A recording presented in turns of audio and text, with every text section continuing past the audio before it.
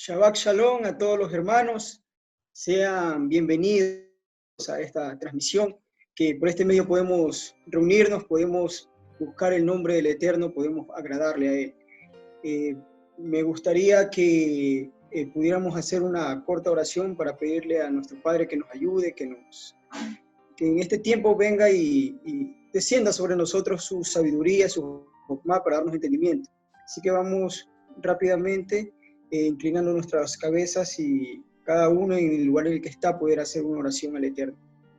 Padre bendito, te damos gracias por este tiempo, Padre, porque tú has guardado este día, es tu día de reposo, tu Shabbat, y te pido conforme a tu bendita voluntad, Padre, que queremos agradarte, tú puedas bendecirnos con un entendimiento para poder comprender tu Torah. Yo te doy gracias en el nombre de Yeshua. Amén. Amén. Ok, comencemos, vamos a iniciar esperando que todos los hermanos podamos pasar un excelente tiempo con el Eterno en este Shabbat, en todo el día, en todo lo que ha transcurrido desde el día de ayer que hemos empezado. Vamos a comenzar con un tema interesante. Vamos a hablar acerca de este verso que nos narra el libro de Apocalipsis, hablando de que seremos un reino de sacerdotes y gente santa. Vamos a comenzar, vamos a compartir pantalla, permítanme. Sean bienvenidos los hermanos que se están recién uniendo a la transmisión y también a los hermanos que nos verán en diferido, porque este mensaje quedará grabado. Entonces, pues comencemos. El día de hoy vamos a tratar el tema acerca de los jueces, el reino de sacerdotes y gente santa. Veremos esta parte porque es importante que nosotros podamos comprender cómo la Escritura habla acerca de quiénes son los jueces, porque en muchas traducciones dice que nos hará reyes y sacerdotes, lo cual es incorrecto. Lo correcto es decir jueces, y ya lo vamos a ver, y ver cómo en la historia de Israel, en la historia de las Escrituras, los jueces trabajaban, cómo los jueces funcionaban, cómo ellos tenían que operar y de qué manera nosotros podemos en este tiempo entender cuál es nuestra función ahora. No exactamente igual, pero sí veremos que en un futuro el reino de Israel será de la misma manera como se estableció por medio de Moisés. También indagaremos nosotros, bueno, en qué tiempo estamos, cómo podemos hacer esto si no vivimos dentro del reino de Israel literal, físico, que establecido como un territorio. ¿Cómo lo haremos? ¿Cómo podremos vivir de esa manera? Y obviamente veremos en la Escritura cómo los primeros discípulos lo hicieron también. Entonces comenzaremos. Adelante, a ver. Lo primero que tenemos que ver es qué es un reino. ¿Qué es un reino? Porque la Escritura nos habla de el reino de Yahweh. ¿Cuál es este reino? El reino del Eterno se constituye básicamente de cuatro elementos básicos. Lo que son un reino está constituido de un rey, está constituido de un pueblo, está constituido de un territorio y está constituido de leyes del reino. En cuanto al reino del Eterno, vemos que como rey tenemos a Yeshua, el hijo de Elohim. Él es, como dicen los salmos, aquel que viene en nombre de Yahweh, dice el Salmo 118. Eso ya de por sí nos deja claro que Él no es Elohim mismo, Él es el que viene en nombre de Yahweh. Vamos también a ver que una de las características de un reino tiene que tener obviamente un pueblo, a quien reinar, a quien gobernar. Ese pueblo son los que entramos a través de Yeshua. Él es la puerta, Él es de aquel que se habló en su momento para Isaac y dijo, en Isaac te será llamada descendencia. Pablo, por medio de los profetas, utiliza esa misma figura para decir que en Yeshua sería llamada descendencia de Israel. Y por medio de Yeshua nosotros podemos ingresar a ser parte del reino. Recordemos que el pueblo de Israel es aquel que por descendencia sanguínea viene de parte de Abraham, Isaac y Jacob, las 12 tribus. Es un reino prometido a los hijos, a las descendencias de Abraham. Tenemos también lo que es un territorio. El reino tiene que estar constituido de un territorio, la tierra prometida. Un perímetro establecido, una parcela de tierra que de acuerdo a las Escrituras será desde el río Éufrates hasta el río de Egipto. Toda esa es la tierra que se le ha prometido a la descendencia de Abraham, para el Eterno poner allí su nombre como un reino, establecer un reino en ese lugar. Nosotros recordemos que si analizamos la historia, hasta el día de hoy se ha cumplido esa promesa, que es un pacto, correctamente dicho, porque se hizo un pacto de sangre, o el pacto de las piezas conocido, eso se encuentra en Génesis capítulo 15, de que sería dado a Abraham y a toda su descendencia la tierra desde el río Nilo hasta el río Éufrates. Eso aún no se ha cumplido, vemos que se tiene que cumplir. Aquí podemos hacer un paréntesis y analizar de que si realmente el cristianismo tiene toda la razón al decir que vamos a ir al cielo y que allá es donde está el reino, pues entonces esta promesa quedaría en el aire. Este pacto y todo lo que los profetas dicen de que el pueblo disperso en la tierra regresaría, disperso alrededor del mundo, podría regresar a la tierra que se le prometió a sus padres, quedarían sin cumplimiento y el Eterno sería hallado en falta y en mentira.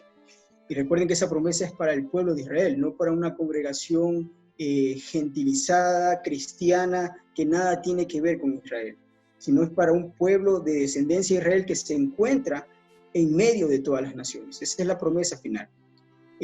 También un reino tiene leyes del reino. No podemos nosotros admitir que podemos vivir sin leyes, sin regulaciones, y creer que podemos ingresar a ese reino. No nos será permitido realmente. Nosotros vamos a ver que de acuerdo a la Escritura, de acuerdo a la Torá, nosotros debemos entender que la palabra del Eterno, dada en el libro de Apocalipsis, la palabra revelada por el Mesías, en el libro de Apocalipsis, nos enseña a nosotros que aquellos que ingresarán al reino serán aquellas personas que han guardado los mandamientos. Porque ciertamente un reino está compuesto de leyes, un reino está compuesto de una constitución, y es la constitución del reino del Eterno, es la Torá dada a Moisés. Nosotros debemos comprender algo, que la Torá no es simplemente un libro religioso, sino es un libro de una constitución real, que se ejerce en este momento y que también tendrá su final cumplimiento, su final establecimiento como una base completamente legal reconocida por todas las naciones, cuando el Mesías, que está reinando, que estará a la diestra del Padre, venga a reinar y sus enemigos sean puestos por debajo de sus pies. Entonces, eso es como para que nosotros podamos entender de qué está constituido un reino, de un rey, de un pueblo, un territorio y leyes del reino. ¿Ok? Vamos avanzando. Listo. Vamos a hablar acerca del reino de Yahweh. Eso debemos conocerlo, porque, hermanos, fijémonos lo que están allí en los versos. Nosotros tenemos que entender que el reino del Eterno no es un reino en los cielos. Y esta parte lo quiero explicar. Permítanme un momento antes de pasar a los versos. Esta parte la quiero explicar porque normalmente la lógica humana en nuestro pensar, cuando leemos en las Escrituras el reino de los cielos, tenemos la lógica idea de que es un reino que se establecerá en los cielos. Pero nosotros debemos aprender que aunque algo sea lógico, no siempre tiene la razón. Por ejemplo, si usted mete en una calculadora unos cálculos equivocados, lógicamente se va a encontrar con que el resultado no es el que esperaba. Entonces yo le suplico que escuchemos lo que intentamos en este tiempo de explicar. Mire, tal vez si alguien nos está escuchando y tiene la idea en su corazón de que vamos a ir al cielo, que la gente al morir va a un lugar llamado esa dimensión de los cielos y allí está con el Eterno, con Jesús, como le llaman, tal vez esto sea un poco difícil de asimilar. Pero la verdad es que reconociendo bajo las bases de la Escritura, solo esa frase, reino de los cielos, se encuentra en el libro de Mateo. Ninguno de los otros apóstoles, ninguno de los otros escritores de los primeros discípulos expresaron esa frase de reino de los cielos. Quedó solo establecido en el libro de Mateo. Y el libro de Mateo mismo también nos da la explicación de por qué. Recordemos que también en la historia de ellos utilizaban diferentes palabras para sustituir el nombre del Eterno. Cuando ellos decían reino de los cielos, ellos hablaban del reino del Eterno, porque los cielos se conocía como el trono del Eterno o hacían una referencia al Eterno. Cuando ellos decían los cielos, estaban hablando del Eterno específicamente. Esa explicación nos da Yeshua en el mismo libro de Mateo cuando dice: no jures por el cielo ni por la tierra, porque el cielo es el trono de Elohim, el trono del Eterno. Entonces ellos entendían claramente, y debemos tener este concepto, no interpretar las escrituras de la manera en que nosotros creemos en este momento, con una mente totalmente occidental, sino interpretar la escritura de acuerdo a cómo se escribió en ese tiempo y para quién fue dirigida. En la época que se escribió esto, el reino de los cielos, y se dejó escrito, ninguna persona en Israel tenía la idea más remota de que el Eterno iba a llevar a su pueblo a los cielos. Eso no pasaba por la mente de ninguno de ellos, ni siquiera por la mente del escritor. Entonces entendamos qué era lo que la audiencia entendía cuando leía esto, cuando escuchaba esas palabras: el reino de los cielos está cerca. ¿Cuál era la idea que venía a su mente? Obviamente, ellos, la única idea que podía venir a su mente era de lo que ellos conocían, de lo que ellos tenían, de lo que se les había hablado, lo que los profetas hablaron del reino del Eterno, y que tiene que ver con un hijo de David que gobierne sobre las 12 tribus de Israel. Esa era la idea de ellos. Aunque escuchaban reino de los cielos, ellos lo interpretaban, la palabra cielos, como un sustituto del reino de Yahweh o reino del Eterno. Ahora sí, para comprobar las palabras que he estado mencionando, veamos los versos escritos en los libros de la Escritura. En 2 Crónicas, capítulo 13, verso 8, dice lo siguiente: ahora vosotros, dice él, tratáis de resistir al reino de Yahweh en mano de los hijos de David, porque sois muchos, y tenéis con ustedes los becerros de oro que Jeroboam hizo por Elohim. Está hablando allí en el contexto, hablando alguien de la tribu del sur a la tribu del norte cuando se estaban dividiendo, y les dice: ustedes resisten al reino de Yahweh. ¿Cuál es el reino de Yahweh? Un reino que está constituido, las 12 tribus, bajo el liderazgo de un hijo de David. En Primera de Crónicas, capítulo 28, verso 5, dice lo mismo. Dice: y de entre todos mis hijos, dice David, porque Yahweh me ha dado muchos hijos, eligió a mi hijo Salomón para que se siente en el trono del reino de Yahweh sobre Israel. ¿Se dan cuenta? El reino de Yahweh es sobre Israel, un hijo de David que gobierne terrenalmente, no en los cielos, terrenalmente. También el Mashiach, cuando iba a hacer su ascensión y estaba en el Monte de los Olivos con sus discípulos, ellos le preguntaron y le dijeron, estaban reunidos y le preguntaron: mi amo, mi Adón, ¿restaurarás el reino de Israel en este tiempo? Démonos cuenta, aún en lo que el cristianismo llama el Nuevo Testamento, otros le llaman el Brit Hadashah, prefiero llamarle los escritos y las crónicas de los primeros discípulos, podemos entender que la idea que ellos tenían en su mente, el deseo en su corazón concebido, iba de acuerdo a las profecías, de acuerdo a la restauración del reino del Eterno, de las 12 tribus de Israel, bajo las manos de un descendiente de David. No había un reino en los cielos. Eso realmente raya en lo fantasioso y en una mentira, en una herejía que lleva a terribles confusiones y una pésima interpretación del real mensaje que la Escritura quiere enviar. Vemos que ellos le preguntaron: ¿restaurarás el reino de Israel en este tiempo? Nosotros hoy conocemos la respuesta. Yeshua en ese momento les dijo: a ustedes no les toca saber los tiempos, pero hoy sabemos que no fue en ese tiempo. Es en este tiempo el cual la restauración del reino está cerca. El tiempo tenía que cumplirse. Continuemos. Vamos a hablar un poco acerca de los jueces. El Deuteronomio, capítulo 1, verso 13, dice: denme entre ustedes, está hablando Moisés, de vuestras tribus varones sabios y entendidos, expertos, para que yo los ponga por vuestros jefes. También Deuteronomio 16, 18 dice: y jueces y oficiales pondrás de todas tus ciudades, que Yahweh tu Elohim te dará entre tus tribus, las cuales juzgarán al pueblo con justo juicio. Veamos algo. Un mandamiento en la Escritura es poner jueces y oficiales. Y otro mandamiento, o la petición que estaba haciendo Moshe en ese momento, era por consejo de su suegro, porque Realmente él pasaba, si conocemos la historia, pasaba todo el día litigando entre problemas y pleitos que la gente venía a consultar a él y él le daba la interpretación de la ley y les enseñaba cómo tenían que hacerlo. Y su suegro le aconsejó diciéndole que si él continuaba así, iba a morir él y su pueblo con él, porque no podía cargarlo un solo hombre. Entonces él estableció un sistema de jueces que posteriormente se tomó para, una vez que entraron a Israel, para ejercerlo, establecerlo en el pueblo de Israel. Un sistema de jueces, de jefes de miles, de jefes de centenas, jefes de 50 y jefes de decenas, jefes de 10. Y él dice, uno de los requisitos, que sean hombres entendidos, hombres expertos. ¿Pero expertos en qué? Expertos en la Torá. Recordemos que los jueces, ellos no inventan leyes. Ellos no están para inventar una ley. Ellos existen allí para interpretar la ley de acuerdo a las circunstancias que están, pero hacer juicio de acuerdo a la ley que ya está escrita, de acuerdo a las palabras que ya están en la Constitución dada a Israel por el Eterno.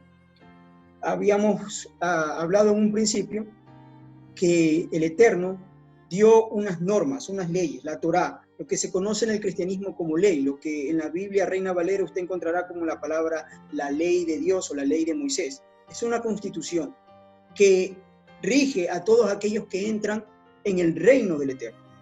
Si nosotros queremos ser parte del reino de los cielos, nos es necesario guardar las leyes del reino. Nos es necesario guardar las leyes del reino. De otra manera, no podremos entrar. Recordemos que la Escritura declara, sin santidad nadie verá al Adón, nadie verá a Yeshua. Y la santidad no es otra cosa más que guardar sus mandamientos. Levítico capítulo 18 dice que Él nos santifica con sus mandamientos, con sus mandatos. Él nos aparta, porque los mandamientos nos hacen diferentes a las demás naciones. Es lo que el Eterno nos dio para caracterizarnos y diferenciarnos de las demás naciones. Entonces, vemos que el Eterno también da la orden, no solo de que los líderes y los jueces sean gente que conozca la Torá, experimentada, porque si de otra manera no podían ser jueces, no podían liderar. Vemos también que Él da la orden de poner en cada región donde se encuentren jueces y oficiales. Los jueces, repito, se encargaban de administrar la ley, enseñar y juzgar en medio de cualquier pleito que haya entre del pueblo, entre el prójimo y su hermano. Y los oficiales eran aquellas personas que andaban hasta armados. Encontramos oficiales del templo en su momento. Eran las personas que iban, por ejemplo, recorrían las ciudades, ver los mercados, que no haya sobreprecio, que no haya transgresores. Eran un tipo policías, más o menos como para que lo entendamos. Eso es lo que nos narra la Mishnah Torah con referente a los oficiales. Entonces, y eso nos sirve a nosotros para comprender qué era lo que realmente Shaul nos está expresando en el capítulo 13 del libro de Romanos, cuando dice que toda autoridad es puesta del Eterno.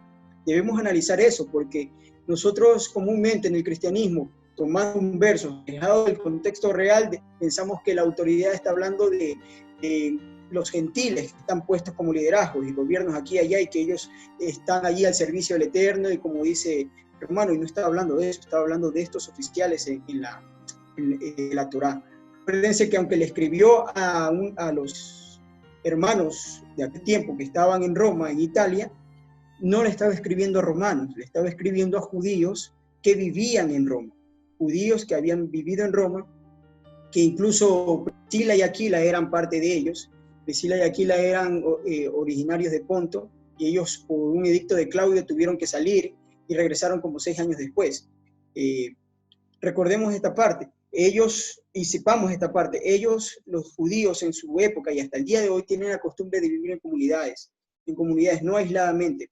La intención de vivir en comunidades es para poder preservar sus costumbres, y ha sido bueno en cierta manera porque han preservado la Torá, han preservado el Shabbat, y eso les ha servido para poder transmitir la Torá hasta el día de hoy. Pero en esas comunidades que existían, hacían figuras de Beit Din, de jueces, y habían figuras de oficiales también, y a ellos es que le escribe Shaul cuando narra esa parte en Romanos capítulo 3.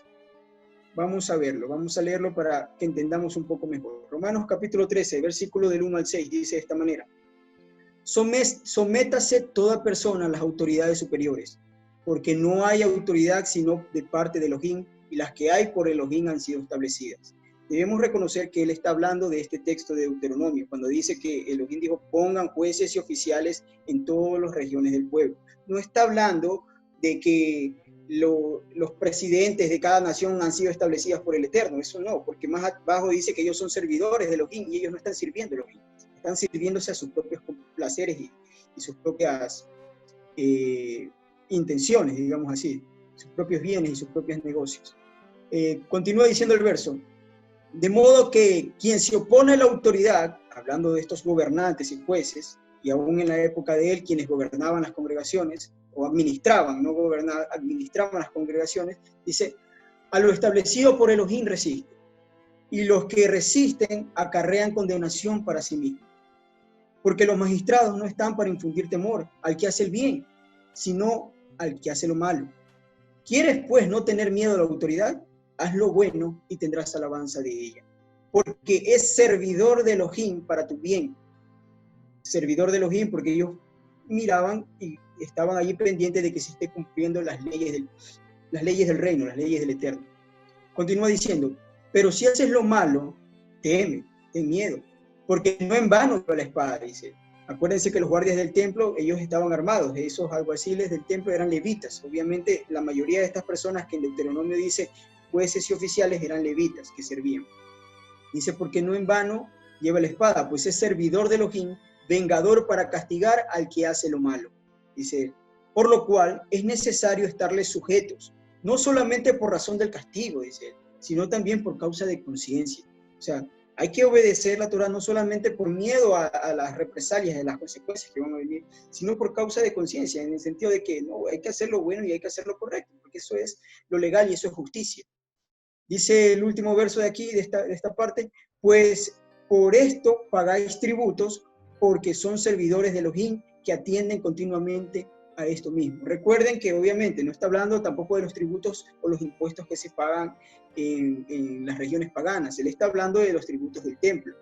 Hay un mandamiento en la Torá de que el pueblo tenía que aportar al templo, y en la época de Esdras se hizo un mandamiento nacional, y aún los judíos que no vivían dentro de la tierra de Israel recolectaban ese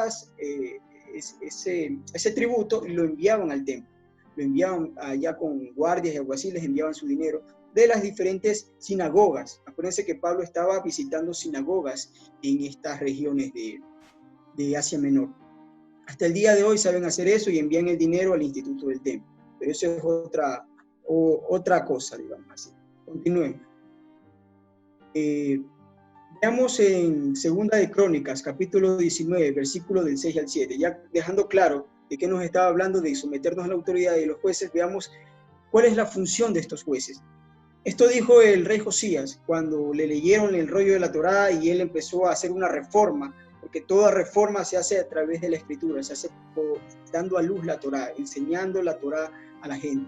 Y él empieza y dice, una vez que establece los jueces, le dice, miren lo que hacen, porque no juzgan en lugar de hombre, sino en lugar de Yahweh, el cual es con vosotros cuando juzgáis.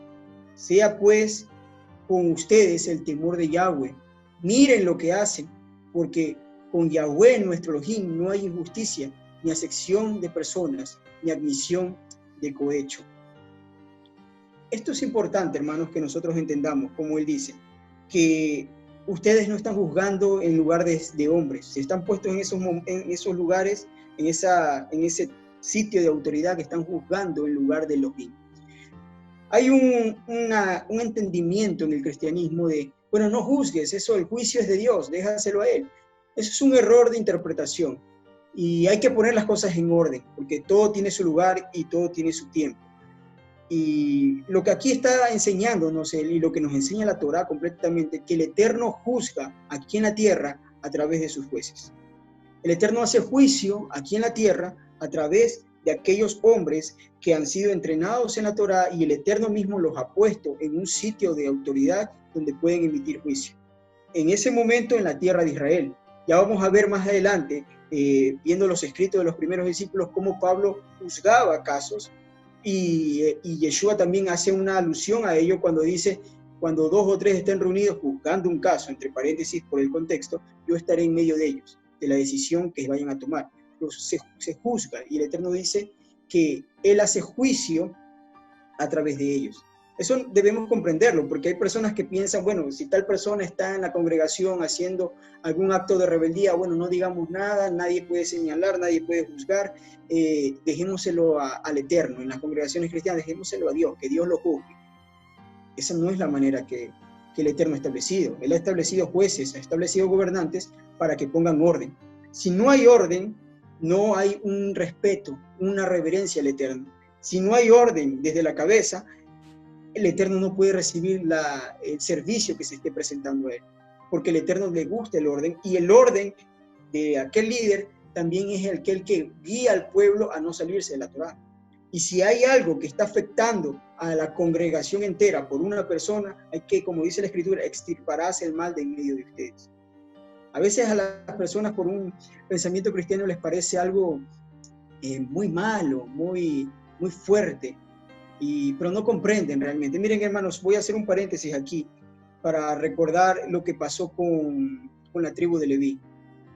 Ellos, recordemos, volvamos a la parte de cuando Moisés estaba todavía con el pueblo en Egipto, y el Eterno da un decreto haciendo un juicio a Faraón, y el juicio que le da a Faraón da un decreto, una sentencia de que todo primogénito en la tierra de Egipto tenía que morir. Todo primogénito en la tierra en la que gobernaba el Faraón, que en la tierra, en el territorio donde él tenía jurisdicción, tenía que morir, todo primogénito. Ahora, eso incluía al pueblo de Israel que se encontraba en medio de ellos. Y es por eso que el Eterno le da una salida legal. Y ahí podemos ver lo que parecería una primera sombra de lo que es las expiaciones o sustituciones a través de la sangre, que ponen en los dinteles de sus casas y protege al primogénito. Por eso se llama Pesaj, pasaba por alto. El ángel de la muerte que pasó esa noche pasó por alto. Pero el Eterno no solamente los protegió, sino que en ese momento legalmente Él los compró, los redimió.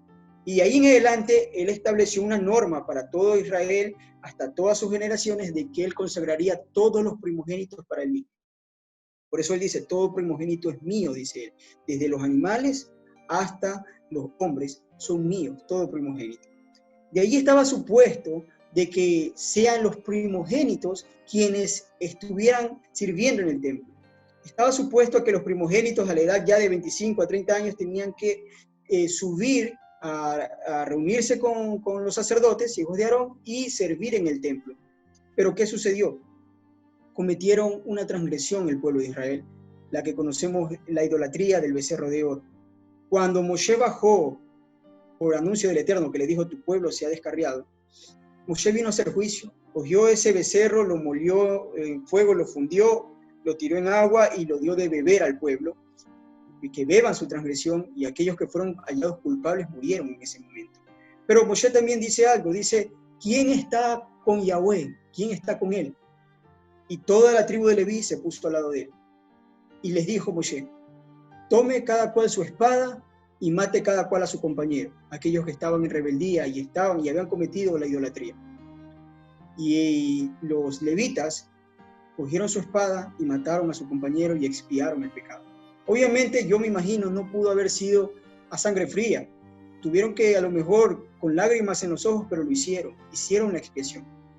Y al haber hecho eso, haber hecho algo que darle el honor al Eterno, darle su lugar, en vez de aquellos que, como dice la Escritura, de tus hermanos. La Escritura también habla en Deuteronomio 13 de que cuando aún sea tu hermano íntimo, tu amigo íntimo, que te lleve, te incite a cometer idolatría, a cometer rebelión contra Yahweh, tendrás que acusarlo a los jueces para que sea juzgado y su fin es la muerte. O sea, no podemos nosotros tener en mayor estima, realmente, aunque suene duro, en mayor estima a nuestros seres queridos que la Torá. No podemos quebrantar la Torá por consentir con ellos, porque de otra manera nosotros no estamos haciendo una función como la que él dijo, serán un reino de jueces y sacerdotes. Esa es nuestra función. Y miren, los levitas fueron premiados por eso. De allí en adelante, porque ellos hicieron eso, yo estoy muy seguro que con el dolor de su alma, pero lo hicieron. juzgaron a su pueblo, hicieron expiación bajo el juicio del Eterno, porque el Eterno direccionó, mátenlos, y los únicos que estuvieron dispuestos a hacerlo fueron levitas. Ellos se los premió con el servicio del ministerio. Y de ahí en adelante el Eterno dijo, yo tomé a los levitas en lugar de los primogénitos, y los cambió. Ellos recibieron ese honor.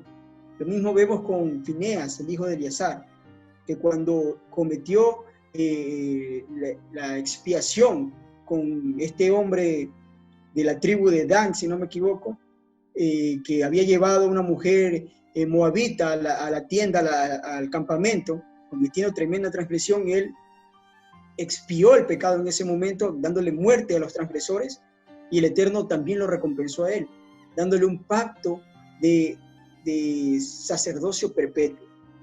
Entonces, yo quiero que ustedes vean y conozcamos al Eterno, o sea, porque en el cristianismo estas cosas quedan como veladas, como algo del pasado, pero el Eterno no ha cambiado. Dice Malaquías que yo soy el Elohim de Israel, yo no cambio, dice. Él no tiene un cambio, él no ha cambiado sus pensamientos. El mundo cambia constantemente, generación tras generación, sus ideas, sus conceptos, sus principios, su moralidad, el mundo. Pero nosotros tenemos algo inconmovible, algo que no se mueve. La mente del Eterno, la voluntad del Eterno, la Torá del Eterno, revelada aquí en las Escrituras. Él no cambia. Nosotros debemos adaptarnos a la Escritura, no la Escritura moldearla y adaptarla a nuestro pensamiento o a nuestra generación o a nuestra cultura o a nuestra denominación. Es nosotros a la Escritura. Y debemos comprender esta parte, que el Eterno le gusta el juicio y la rectitud. El juicio y la rectitud. Él hace justicia y juicio. Tiene misericordia, sí, pero también una vez que la sentencia ha sido dada, ya no hay vuelta atrás. Eso debemos comprenderlo. Por eso muchas veces usted va a ver en la Escritura que él dice que no tengan piedad de ellos, porque ya la sentencia estaba dada. Antes de que la sentencia se dé, hay oportunidad de arrepentimiento, hay oportunidad de volvernos al Eterno. Pero una vez que ha sido dada la sentencia, ya no hay vuelta atrás. Lo mismo vemos en el libro de Apocalipsis. Vemos que mientras se le revelan los sellos, uno por uno, hay oportunidad de arrepentimiento. Empiezan a tocar las trompetas, hay oportunidad de arrepentimiento, pero cuando empieza ya el juicio, empiezan las copas de ira del Eterno, ya no hay vuelta atrás. Ya no hay vuelta atrás. Ya quienes reciben el juicio son todas aquellas personas que pusieron su marca, el sello de la bestia, y ya no había vuelta atrás. Aquellas personas, como dice la Escritura, empezaron a sufrir de podredumbre en su piel, de tumores, yo no sé qué artefacto tal vez se metieron dentro del cuerpo que se empezó a podrir en sus cuerpos. Empezó a salirles una úlcera putrefacta, dice la Escritura. Y entonces mejor entendamos esta parte. El Eterno tiene misericordia, pero una vez que da la sentencia, ya no hay cómo regresar. Como dice la Escritura con respecto a Esaú, dice que él, una vez que vendió su primogenitura, quiso recuperarla, pero aunque lo procuró con lágrimas, ya no hubo oportunidad de arrepentimiento.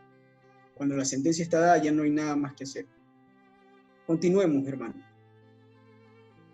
Veamos los requisitos de los jueces para entender un poco más acerca de esto.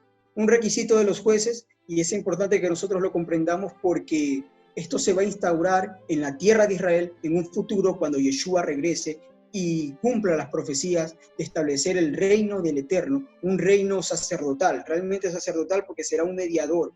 Los sacerdotes son mediadores, un reino sacerdotal, mediador para que las naciones enteras se puedan acercar a él. Dice, requisitos de los jueces: ser entendido y experto en la Torá, no pervertir el derecho. Ya vimos que era ser entendido y experto. Dice en segundo lugar, no pervertir el derecho. Hermanos, hay que hacer justicia con verdad. No puede ser, y ni se admite en la Torá, que aunque alguien sea culpable de algo, o sea un transgresor, digamos así, alguien sea un transgresor, ha cometido una transgresión, pero si en un juicio no se presentan evidencias, no pueden juzgarlo. Si yo hago lo que sea, o invento, o empiezo a falsificar leyes, o falsificar testimonios o evidencias, solo para culpar a alguien que, bueno, reconocido en el pueblo, puede ser un transgresor, pero si no hay una evidencia que sustente el juicio, no se lo puede sentenciar. No se puede pervertir el derecho. En esos casos, la Torá sí dice, bueno, el Eterno se encargará de ellos. Eso enseña la Torá, pero los jueces tienen que mantenerse íntegros, tienen que mantenerse de acuerdo a la ley, de acuerdo a la Torá. Eso es justicia. No podemos regocijarnos como lo hicieron los fariseos, perdón, los saduceos que llevaron a Yeshua al madero y se regocijaron, se alegraron en, según ellos, matar a un transgresor, pero era el justo, el sadik, pero haciéndolo de una manera ilícita. Ellos llevaron su culpa. En tercer lugar dice, admitir pecado o acusación solo con testimonios de 2 o más testigos. La Escritura también dice que no puedes admitir ningún pecado, ninguna acusación sobre alguien, y esto va para todo ámbito. Todos estos requisitos van para todo ámbito en el cual exista un sistema jerárquico, un sistema de administración legal. No se puede admitir una acusación de alguien sin por lo menos no haya 2 o 3 testigos, como mínimo 2 testigos.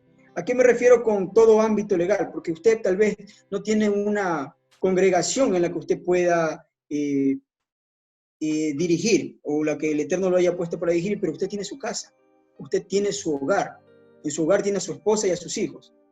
A ellos hay que hacer juicio y se lo juzga con la Torá. Continuemos. Tener temor del Eterno, es lo que les dice el rey Josías al pueblo en esa época. Tengan temor del Eterno. Un hombre que no tiene temor del Eterno nunca va a juzgar bien. Un hombre que no tiene temor del Eterno falseará el derecho. Un hombre que no tiene temor del Eterno aceptará cohechos, aceptará sobornos. Un hombre que no tiene temor del Eterno se apropiará del poder y gobernará con aflicción sobre los que están bajo de él. Dice más adelante, no justificar al impío ni condenar al justo. Son leyes. No aceptar sobornos. Más adelante en otra parte también dice, no tengas temor del rico, ni tampoco te apiades del pobre por ser pobre y harás un juicio blando al pobre. O sea, hay que juzgar con justicia. Si es culpable, será condenada. También dice, mantener el orden y guiar al pueblo a la obediencia de la Torá. Esa es la labor de los jueces. Esa es la labor de los que administran las congregaciones. Mantener el orden.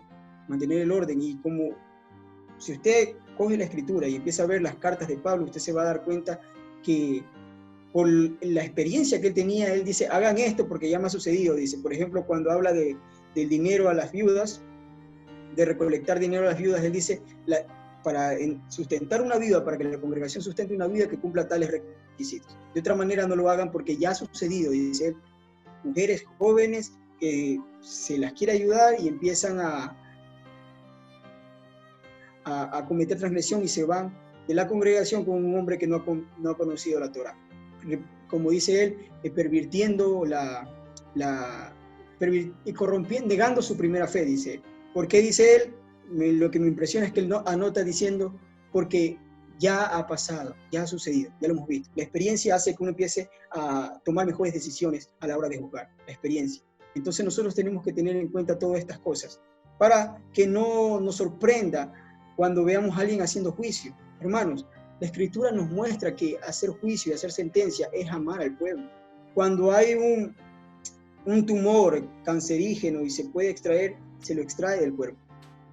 Los doctores optan por retirarlo porque va a contaminar a todos los demás, va a contaminar al pueblo. Cuando alguien no hace justicia, ya vamos a ver las palabras del Eterno con respecto a esto, pero cuando alguien no hace juicio ni justicia, alguien que está cometiendo una transgresión. Y quiero que quede claro, el juicio se hace conforme a la Torá, no en base a nuestros pensamientos, no en base a lo que yo veo y juzgo, no, sino en base a la Torá. Porque hay cosas que nosotros podemos estar viendo y decir, pero es que eso está mal, y a lo mejor en la Torá no está mal. En base a la Torá no, tal vez en base a la sociedad en la que vivimos podemos decir, es que eso se ve feo, se ve mal, pero en base a la Torá es un hombre justo, es una mujer justa, está haciendo las cosas de acuerdo. Entonces hay que juzgar de acuerdo a la Torá. ¿Y quiénes juzgan? Aquellos que están en autoridad, en la autoridad y la facultad para juzgar, no cualquier persona. Yo podré juzgar mi casa como la autoridad dada del Eterno para juzgar a mi familia, pero fuera de eso yo no tengo autoridad. Y cada uno de ustedes también, excepto aquellas personas que el Eterno mismo ha puesto sobre su congregación para administrarla, para dirigirla. De ellos se espera que se hagan justicia y juicio y guíen al pueblo a la adoración perfecta al Eterno. Entonces debemos conocer estas partes para no equivocarnos. Y ya vamos a estudiar también unos versos que se confunden dentro del cristianismo. Continuemos, hermanos.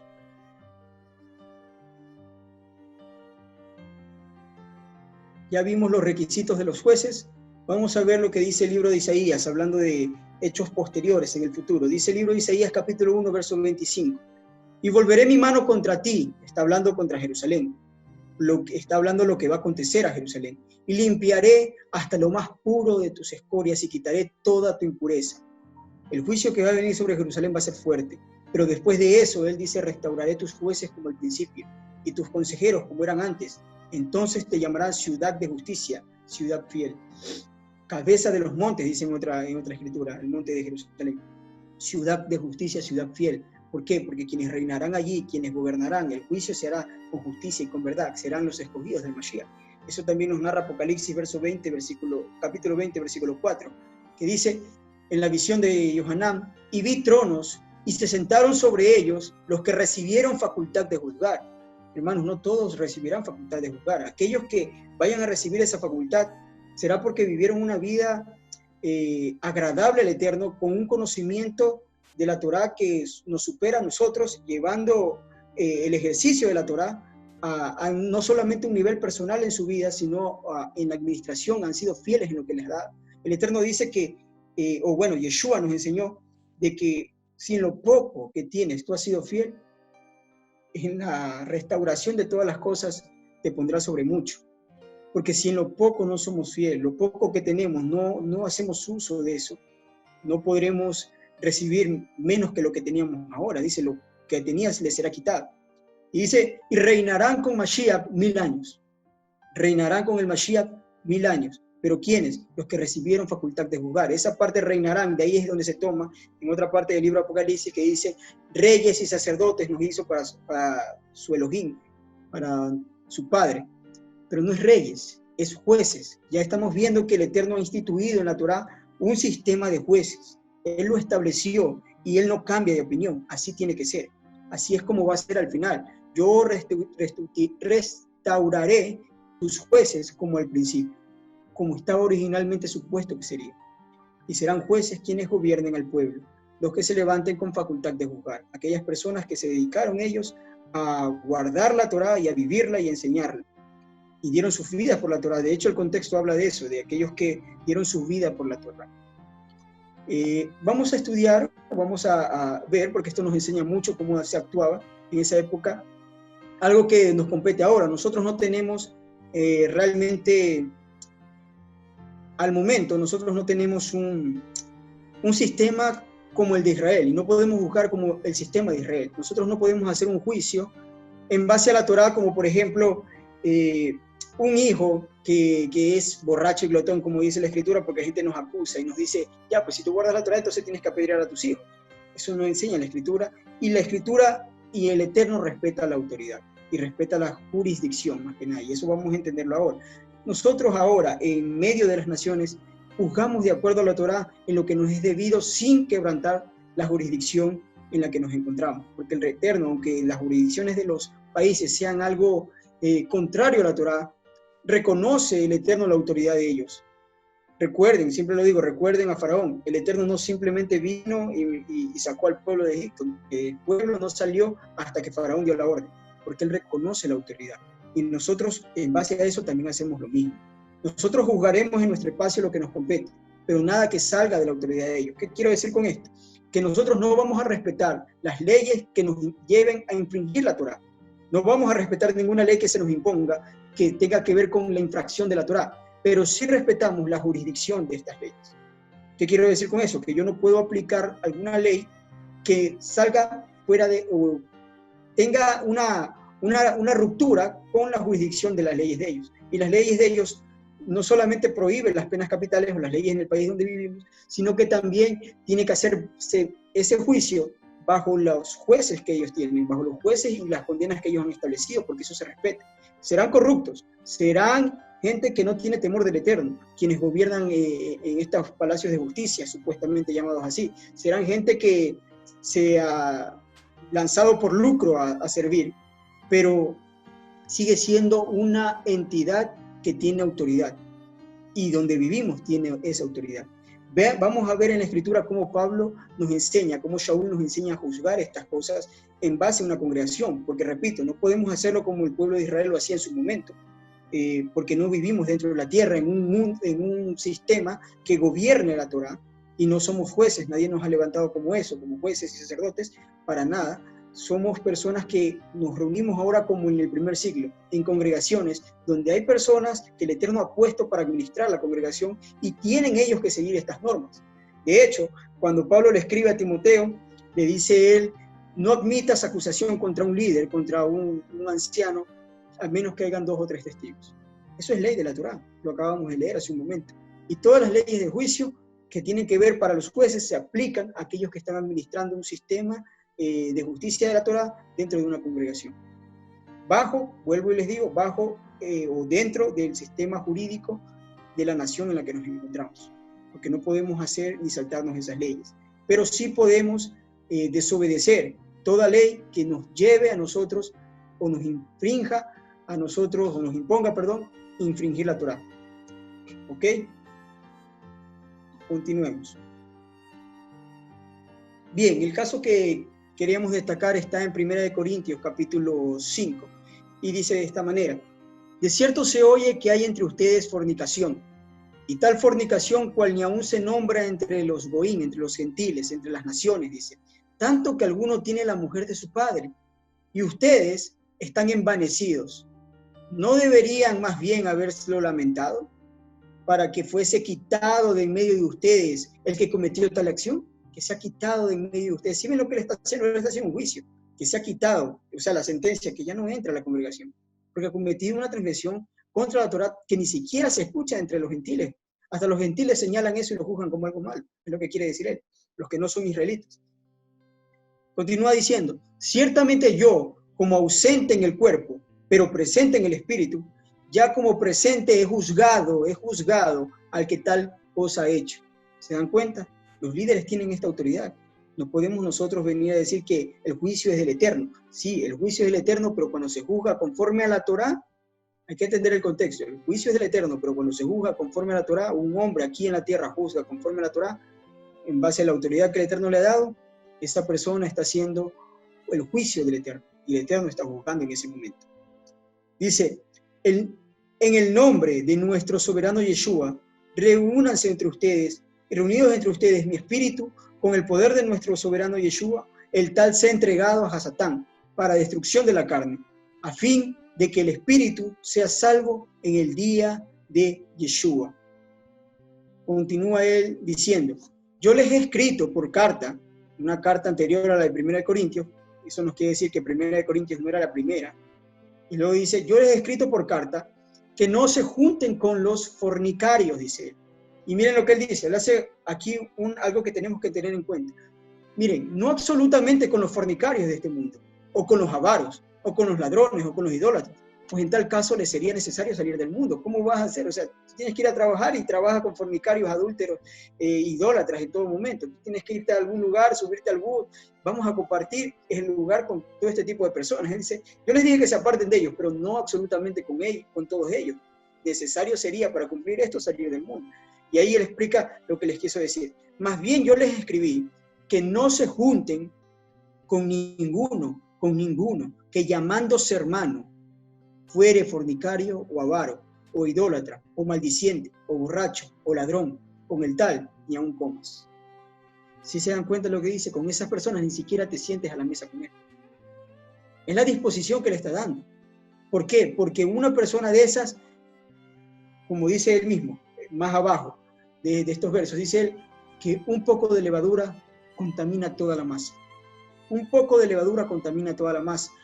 Porque la congregación se da cuenta, cuando alguien está haciendo transgresión y no se le dice nada, piensan que es un lugar donde se les permite de todo, afrentando la adoración al Eterno, afrentando al Eterno y su verdad y su Torah.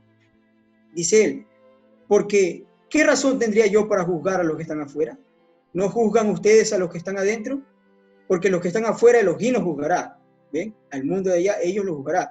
Quita pues a ese entre ustedes, pero los que están adentro los juzga los jueces, los administradores que el Eterno mismo ha puesto dentro de ellos para que hagan justicia. Esa es la verdad del Eterno. No nos sintamos mal si vemos que de alguna manera a alguien se le hace sentencia. Si alguien ha cometido un adulterio, corta con eso, dice la Escritura. O sea, fuera, porque va a contaminar las demás. Hay que hacer justicia conforme a la verdad. Hay que tener misericordia, sí, pero el Eterno, Pablo también dice él, se han entregado hasta allá afuera, bótenlo allá, ese perverso entre ustedes, para que el espíritu sea salvo al final, el día del Eterno, si es que se arrepiente, si es que llega a tener el Eterno algún tipo de misericordia con ellos, porque hay que entender algo, hermanos. Miren, los hermanos siempre lo nombran, pero nosotros tenemos que ser claros, y con el Eterno no se juega. Con el Eterno no se juega. Lo mismo que el hombre cosecha, eso mismo va a sembrar, dice la Escritura. Y nadie puede engañar al Eterno. Nosotros no podemos jugar a los hermanitos, no podemos jugar a guardar la Torá, que si la guardo, que no la guardo, que esto sí guardo, esto no guardo. Cuidado, cuidado, porque la Torá es una constitución y es legal. Vuelvo y repito, es una constitución del reino y es legal. ¿Qué significa eso? Que alguien hallado en delito tendrá que ser juzgado. Si no es por los jueces, el Eterno lo juzgará, pero cargará con su culpa hasta que eso sea expiado. Entonces, nosotros debemos comprender bien esto. No es como el cristianismo nos decía, que uno podía cometer adulterio, que uno podía cometer fornicación, cometer cualquier hecho, idolatría, avaricia, y luego haz una oración, pídele perdón al Eterno y todo se restauró y Él te perdonó y ya está. No es tan sencillo, hermano. Para los que estamos de este lado no es sencillo. Pues dice la Escritura, el autor de Hebreos deja claramente establecido, que él dice, sí, en la Torá de Moshe dice, por el testimonio de 2 o 3 testigos, esa persona tenía que morir irrepresiblemente, cuando era hallado en un pecado de muerte y de transgresión. Dice, pero ahora, ¿cuánto mayor castigo piensas que debe llevar aquella persona que ha pisoteado la sangre del Mashiach, poniendo como una vergüenza al Espíritu de gracia? Dice, horrenda cosa es caer en manos del Elohim vivo. Esas son las palabras del autor de Hebreos. O sea, no hay. En otras palabras, si tú creías que la Torá de Moshe era fuerte, pues en el camino en que estamos es más. Dice, ¿cuánto mayor castigo piensa que sucederá a aquella persona que pisotea la sangre del Mashiach y pone por vergüenza delante de la gente al Espíritu de gracia? Porque lo reconocen que Él estuvo allí. ¿Cuánto mayor castigo piensas que va a haber? Horrenda cosa es caer en manos de los vivo. Hermanos, Él dice, ya no hay más sacrificios por los pecados.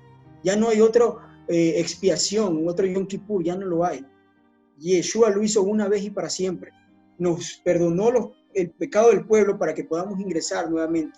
Pero si nosotros cometemos algún pecado de transgresión, de muerte, ya estando dentro del conocimiento de la Torá, haciéndolo con alevosía, con rebeldía, ya no hay más sacrificios por los pecados.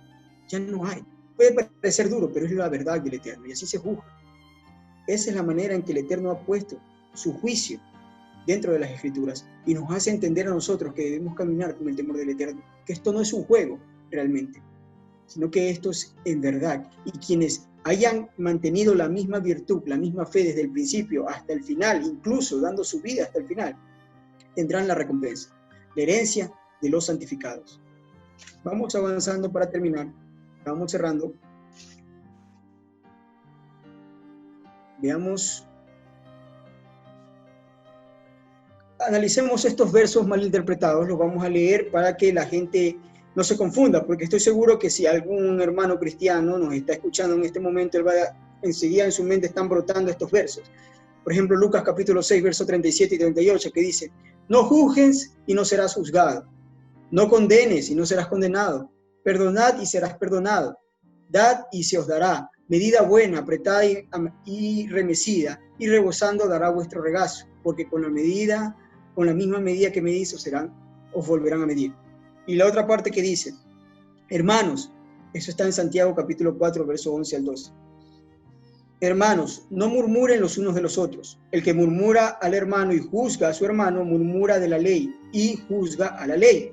Pero si tú juzgas a la ley, no eres hacedor de la ley, sino juez. Uno solo es el dador de la ley, que puede salvar y perder.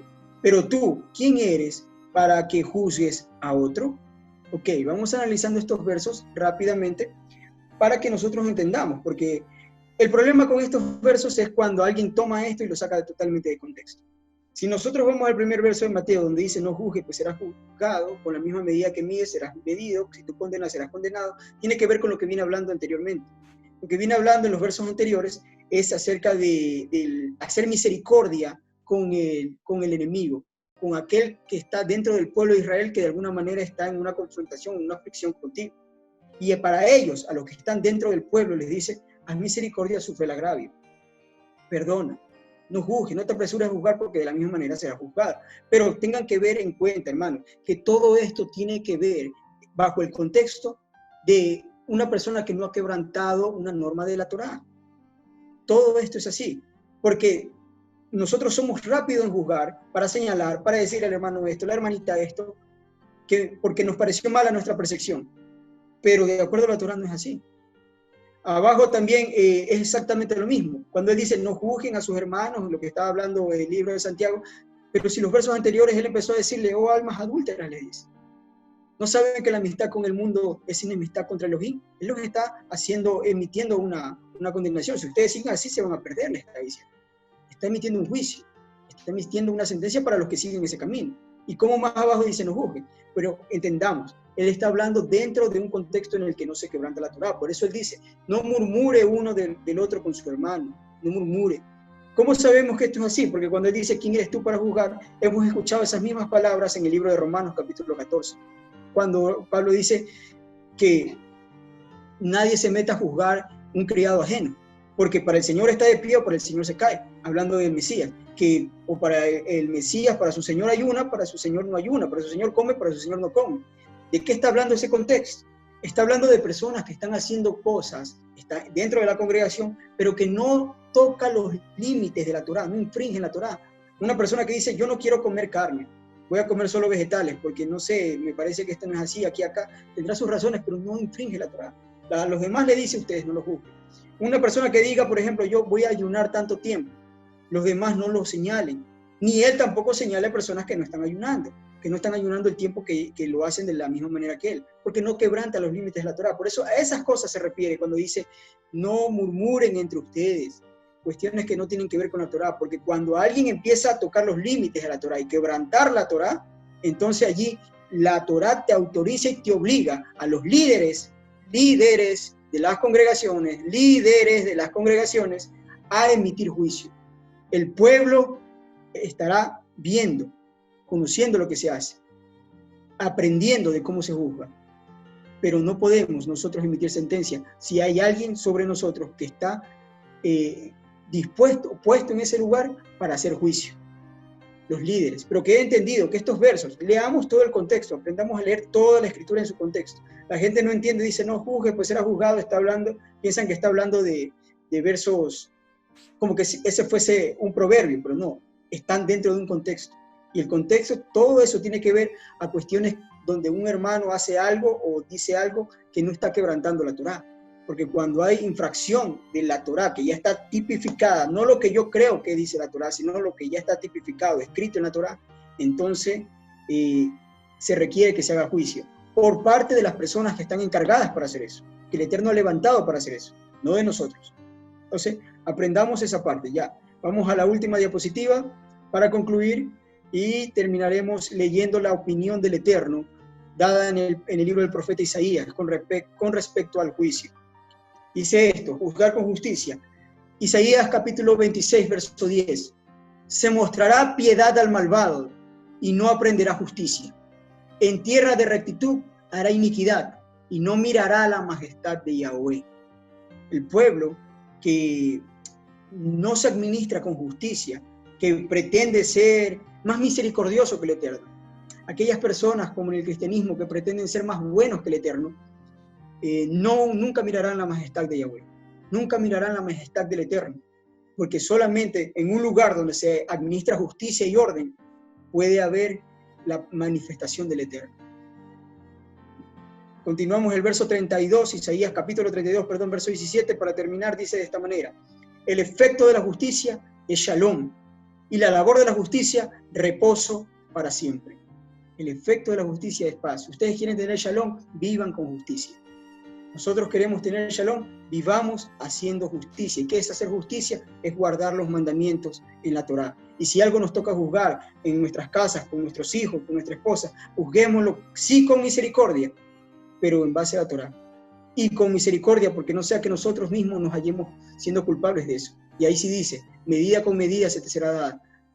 peso por peso, medida por medida. Si de la manera que yo estoy juzgando, emitiendo un juicio, tal vez severamente a mi esposa o a mis hijos, que basándome según yo en la Torá, de la misma manera se me va a hacer a mí, si yo cometo una transgresión similar, porque ninguno está exento de caer. Entonces, tengamos, hermanos, en cuenta todo esto. La labor de justicia es el reposo para siempre. La labor de la justicia, el esfuerzo en hacer justicia, es tener reposo para siempre. Bueno, mis hermanos, esto es lo que le traía para el día de hoy. Los dejo con el hermano Marcelo Pazmiño, que nos va a llevar en la dirección, en la predicación de este tiempo. Y me despido. Un abrazo a todos los que nos están oyendo. Shalom.